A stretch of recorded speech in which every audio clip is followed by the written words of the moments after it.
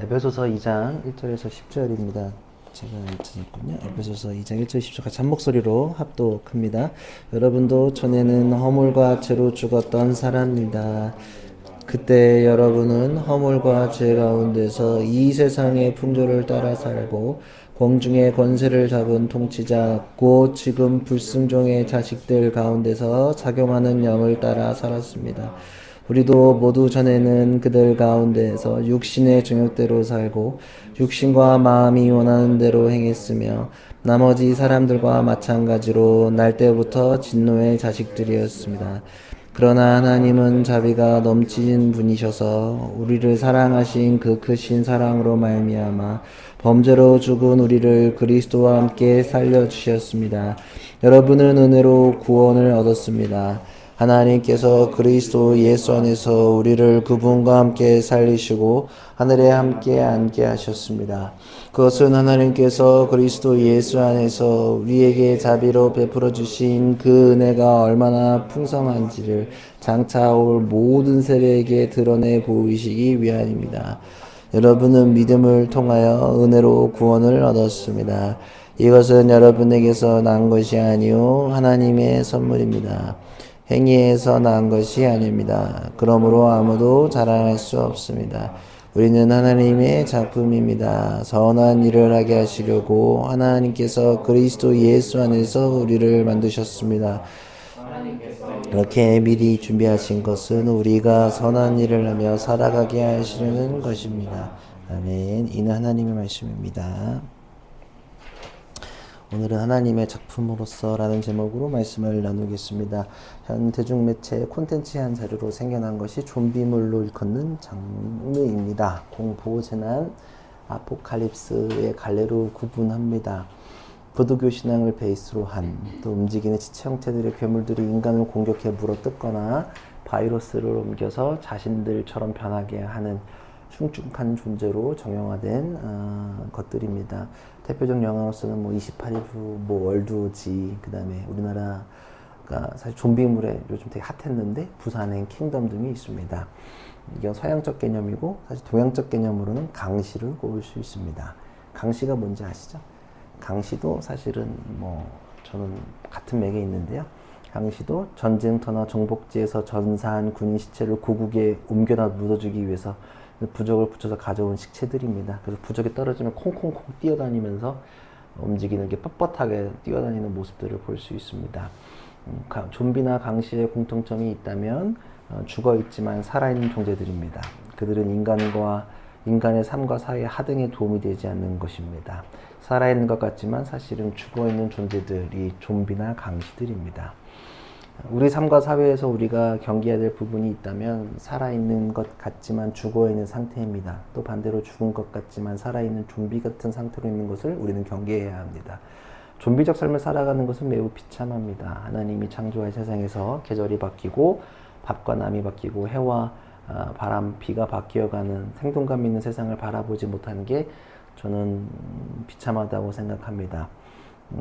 타인과 관계를 맺지 않고 스스로 세상을 나아갈 세상을 보지도 않고 탐독하지도 않고 집에 누워서 유튜브 쇼츠만 돌리고 있는 모습은 제가 봤을 때 그 사회적으로 살아있으나 죽어있는 좀비의 상태라고 생각할 수 있습니다. 이번 주에 제목만 보고 구입한 책이 있습니다. 아직 읽지 않았지만 책 제목이 인상적이어서 먼저 소개시켜드리면 제목이 경험의 멸종입니다. 우리는 경험을 직접적으로 하기보다는 요즘에는 AI를 통해 누군가의 리뷰만을 통해 혹은 돌아다니는 싸구려 쇼츠와 영상에 회복되어 좀비된 삶을 살아가고 있습니다.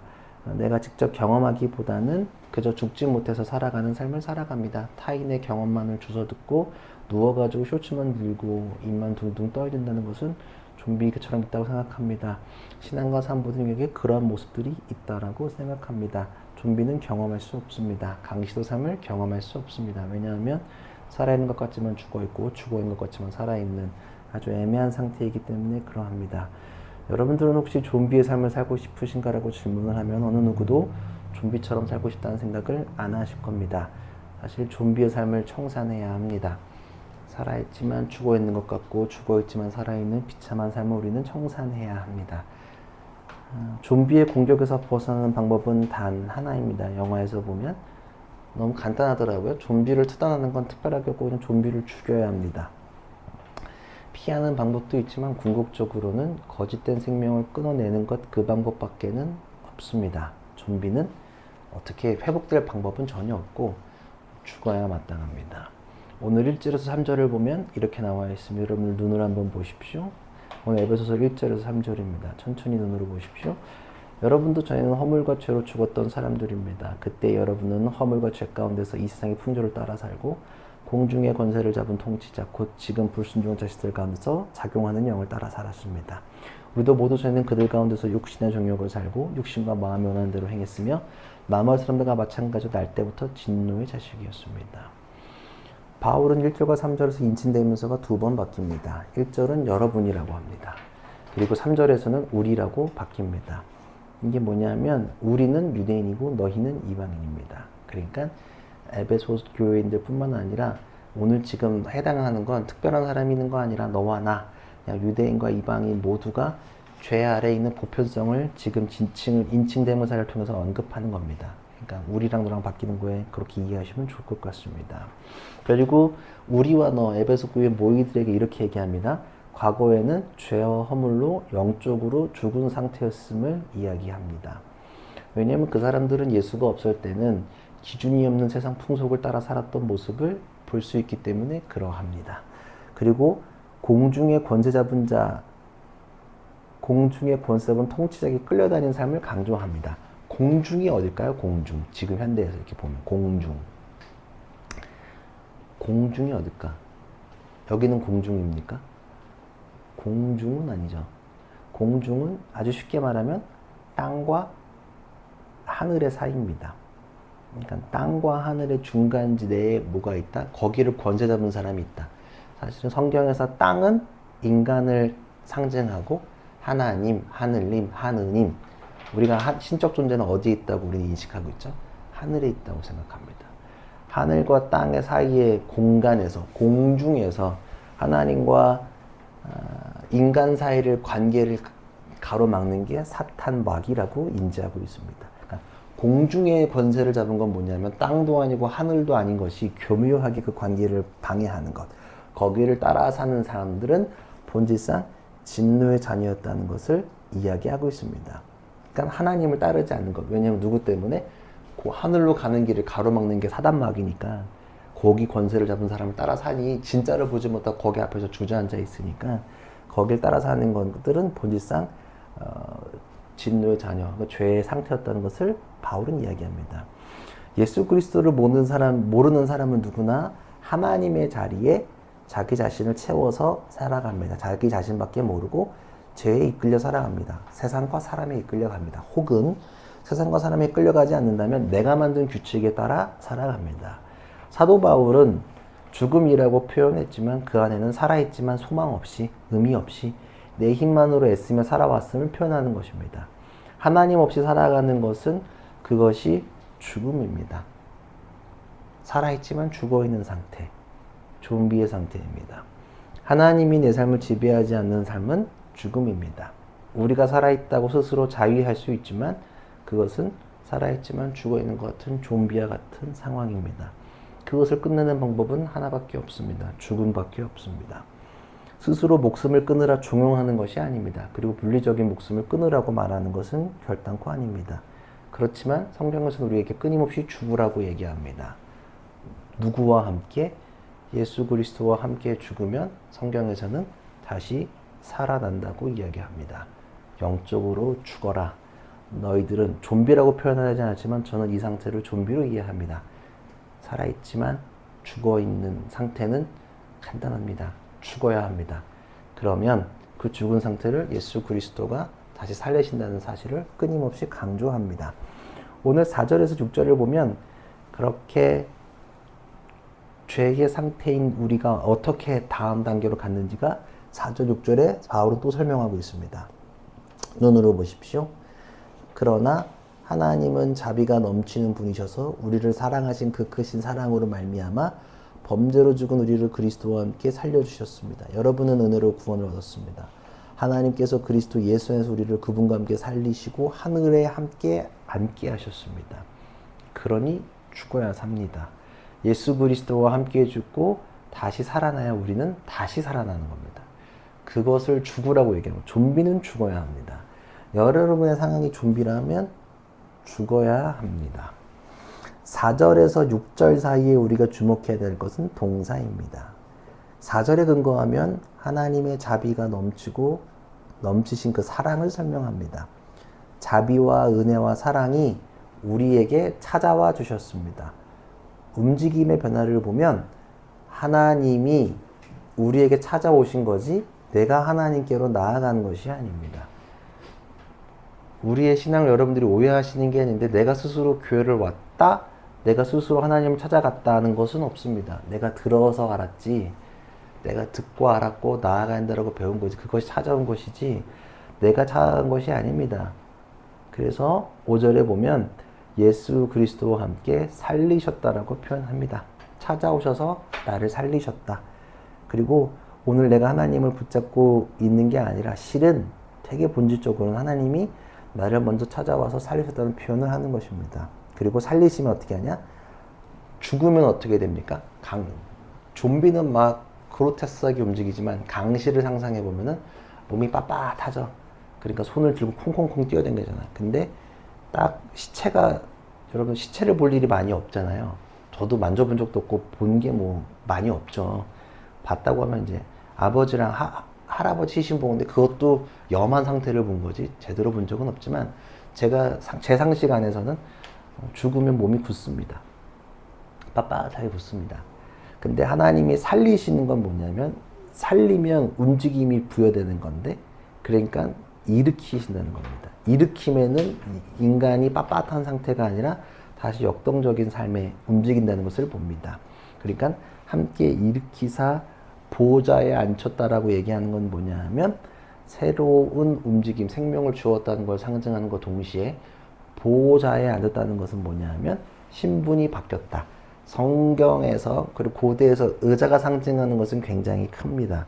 좋은 의자, 큰 의자에 앉는다는 건 뭐냐면 권위를 상징합니다.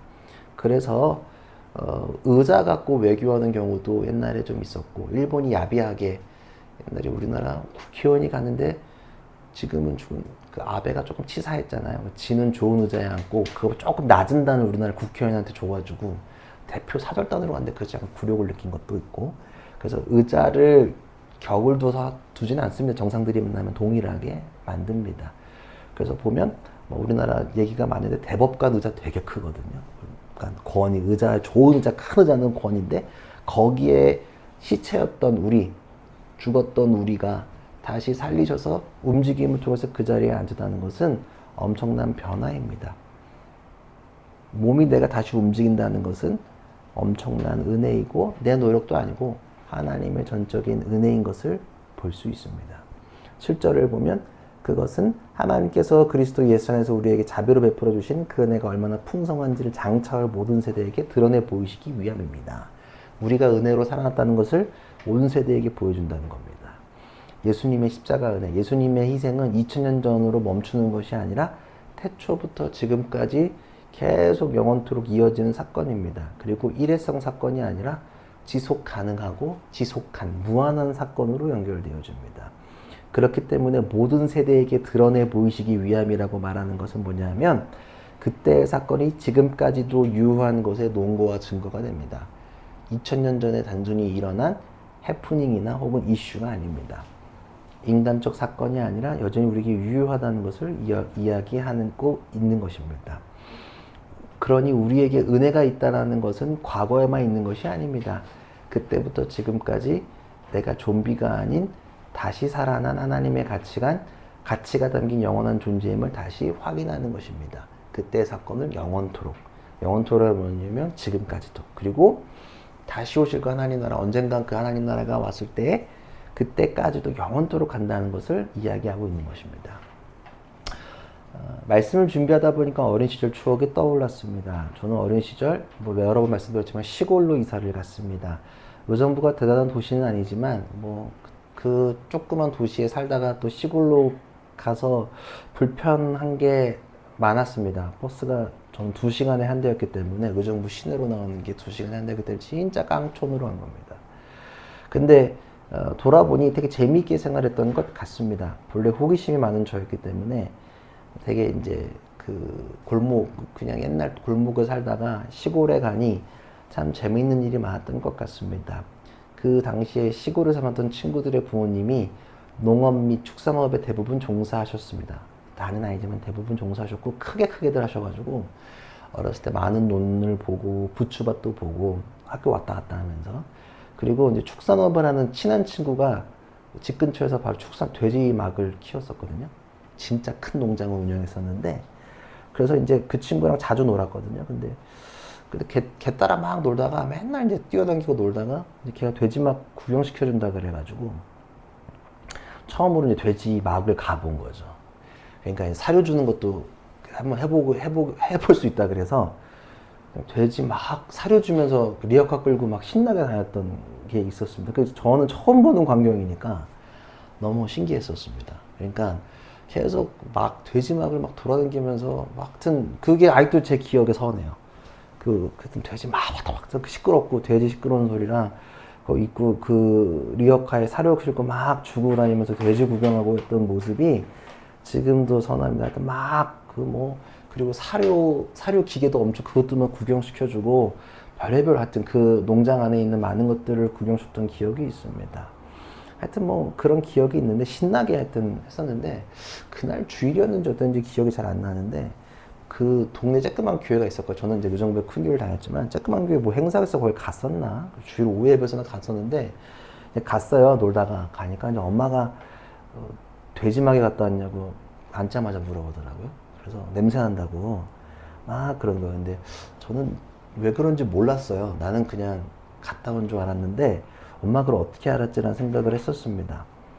사실 저는 어렸을 때니까 이게 돼지 냄새인지 뭔지 아무것도 모르고 그냥 갔다 왔는데, 제가 그렇게 심하게 쪄드는 냄새가 나는 줄 전혀 몰랐습니다.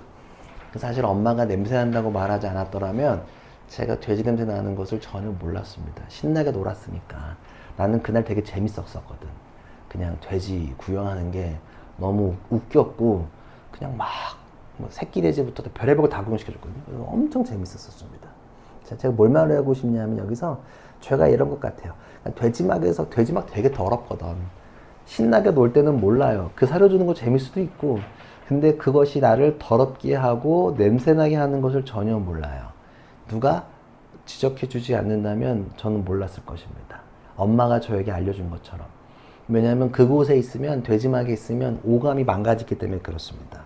더러운 냄새가 나고 정말 지금 생각해보면 더러운 곳이었어. 근데 어렸을 때는 모르니까 가서 그냥 막 구경하는 게 재밌으니까 막 구경했던 거예요. 그냥 거기에 익숙해지면 오감이 망가집니다. 그러니까 죄는 스스로 못 깨닫습니다. 누구를 통해서만 가능하냐? 하나님을 통해서만 가능하다는 사실입니다. 그래서 8절 9절을 보십시오. 여러분의 믿음을 통하여 은혜로 구원 얻었습니다. 이것은 여러분에게서 난 것이 아니요 하나님의 선물입니다. 행위에서 난 것이 아닙니다. 그러므로 아무도 자랑할 수 없습니다.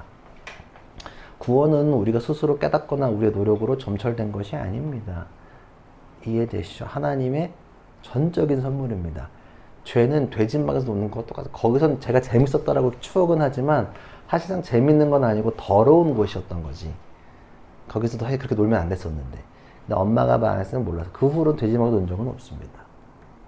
뭐란 건 아니었지만 그때 깨달았습니다. 이런 경우도 있죠.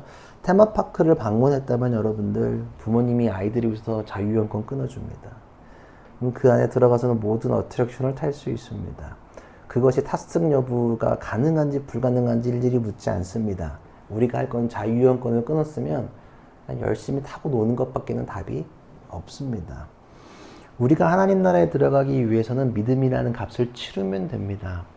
그리고 믿음을 하나님께 보이면 그 나라에서 그것을 선물로 받습니다. 구원을. 그러면 구원을 받은 사람은 자유롭게 누리면 됩니다. 이것을 나에게 왜 줬냐라고 물어볼 필요는 없습니다. 왜냐하면 그것의 법이 그러하니까.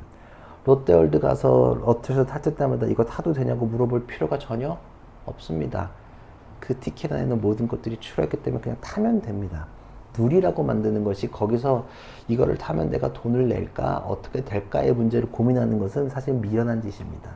값을 치렀습니다. 주께서. 그리고 값을 치른 것을 믿음으로 얻었습니다. 그러니까 누리면 된다는 사실을 우리가 자꾸 잊어버린다는 것입니다. 믿음으로 얻은 것을 우리는 내가 했다라고 자랑할 수 없습니다. 믿음으로 우리는 은혜를 누리게 되었기 때문에 그러합니다. 내가 살아가는 것이 아닙니다. 나의 좀비적 죽음의 상태를 예수 안에서 해결했다는 사실을 여러분들 기억하셔야 합니다. 왜냐하면 믿음은 내가라는 주어를 예수 안에서로 바꾸는 선언입니다. 내가 자꾸 뭘 하는 것 같지만 결국은 예수께서 하신다는 그 사실을 우리는 잊어서는 안 됩니다. 마지막 10절입니다. 10절 한번 같이 이건 읽어볼까요?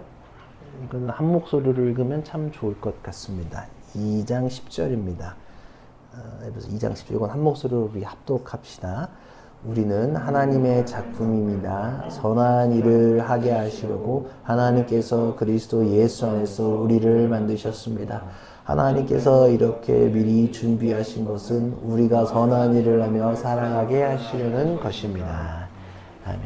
자, 이 땅에 존재하는 것들에 대한 존재하는 것들은 다 목표와 목적이 있습니다. 컴퓨터의 목적이 있습니다. 핸드폰의 목적이 있습니다. 책상의 목적이 있습니다. 자동차의 목적이 있습니다. 의자의 목적도 있고 여기 컵의 목적도 있고 그 다음에 여기에 있는 버티컬의 목적도 있고 다 있습니다. 이 작은 공간 안에서도 존재하는 모든 것들은 다 역할이 있습니다. 10절에서 바울은 우리를 하나님의 작품이라고 이야기합니다. 하나님의 작품 또는 만드신 바라고 표현하는 이 부분은 헬라어로 포이에메라고 합니다. 이 본래 이 뜻은 만드신 것, 이루신 것을 이야기합니다. 고전 문헌에서는 공예가나 장인이 만든 물건을 작품을 가리키는 데 썼습니다. 에베소서에서 오늘 본문에서는 하나님께서 그리스도 안에서 구원하신 성도들을 작품이라고 부릅니다. 그럼 작품에 목적이 있음을 오늘 하나님께서 말씀하십니다. 목적이 있단 말이에요. 만드신 것들의 목적이 있는 것처럼 만드신 개개인의 목적이 있습니다. 첫째로 1차적으로 우리 여기 있는 성도들 하나하나는 하나님의 작품입니다. 왜냐하면 하나님께서 죄와 허물로 죽은 사람을 다시 살려서 새 사람으로 만드셨기 때문에 그러합니다. 여러분들은 영적으로 좀비였습니다. 근데 그것을 죽이고 다시 살리시고 다시 만드셨습니다.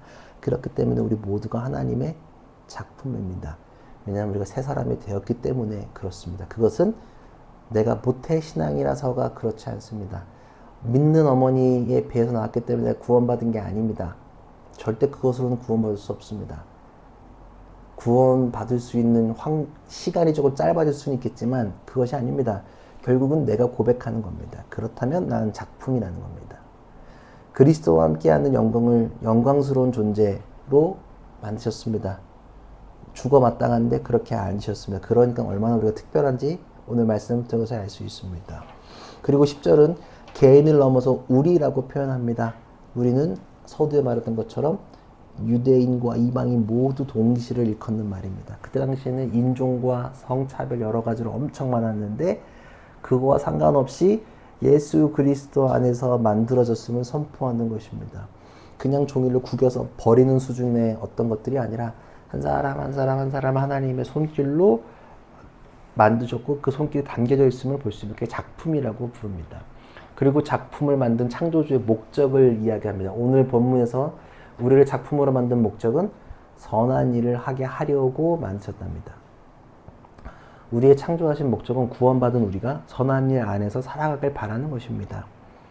하나님의 작품인 우리는 그 작품에 걸맞는 삶을 살아가도록 요청받고 있습니다. 선한 일은 단순히 착한 행동을 의미하지 않습니다. 하나님이 기뻐하시는 성경에서 말하는 선은 단순히 궁율과 자비만 있는 것이 아니라 하나님이 기뻐하시는 그 행동을 담아 이야기하는 것입니다.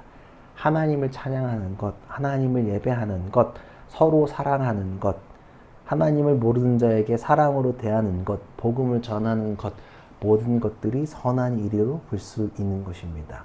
그리고 오늘 본문 창조의 계획은 하나님께서 미리 준비하셨다라고 표현합니다. 미리 예비하셨다는 표현을 통해서 이 계획이 계속 바울이 에베소서에서 창조전부터 준비되었다고 말하는 것과 연결됩니다. 영원전부터 하나님이 세상에서 영적으로 또 윤리적으로 책임있게 살아갈 백성들을 만드신 것을 볼 수 있습니다. 신학자이신 저희 학교 강림신학대학교 조경철 교수님의 설명을 제가 인용해서 다시 설명을 해보자면, 이 본문을 교수님께서 말씀하신 건 뭐냐면, 마치 바다를 먼저 만드시고 물고기를 만드신 하나님은 다시 우주 만물을 먼저 창조하시고 사람을 만드셨습니다. 하나님은 창조 원리 안에서 바다를 만드시고 물고기를 만드시고 세상을 만드시고 사람을 만드십니다. 하나님은 우리를 새롭게 창조하시기 전에 이미 새 창조된 사람들이 살아갈 생명의 영역을 선한 행위로 마련해 두신 것입니다. 그러니까 마치 이것은 무슨 말이냐면, 우리는 자연을 떠나서 인간이 살 수 없고 물고기가 물을 떠나면 죽듯이 하나님의 임의적인 선택이 아니라 절대적인 필연을 이야기하는 겁니다. 우리가 하나님의 백성으로서 선한 일을 하는 것은 우리가 선택하는 일이 아니라 물고기가 물에서 살듯, 우리가 공기 없으면 죽듯 당연히 그냥 공기를 숨쉬면서 당연히 살아가는 것처럼 필연적인 부분이라는 것을 이야기하는 것입니다. 그 자체가 어마어마한 값어치 한다는 게 느껴지시죠? 우리의 창조 목적이 있습니다. 각자 개인에게. 직업적인 창조 목적을 이야기하는 것이 아니라 좀 본성적이고 본질적인 이야기를 지금 하고 있는 것입니다. 직업적인 것은 그 다음의 문제입니다. 선한 일입니다.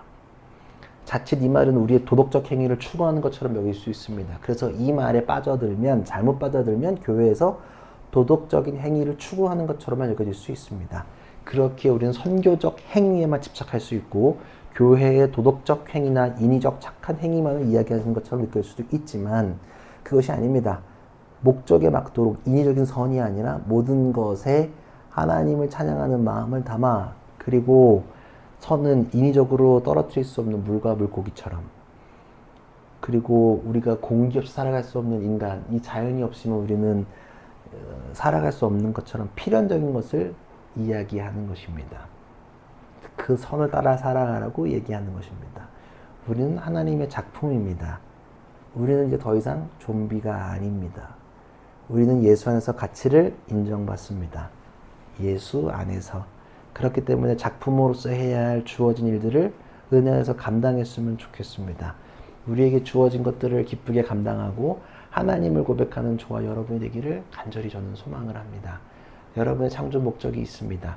선한 일을 행하면서 살아가라. 근데 그 선한 일은 단순히 도덕적으로 아니면 사회 통념적으로 하는 행위가 아닙니다. 물론 그것도 포함되어 있지만 더 앞서서는 하나님을 기쁘시게 하고 물고기가 물에서 살듯 우리가 숨을 쉬며 살아가듯 그 필연적인 삶을 살아가라고 이야기하시는 것입니다. 그리고 그렇게 살기 위해서는 여러분의 좀비적 상태를 벗어버리십시오.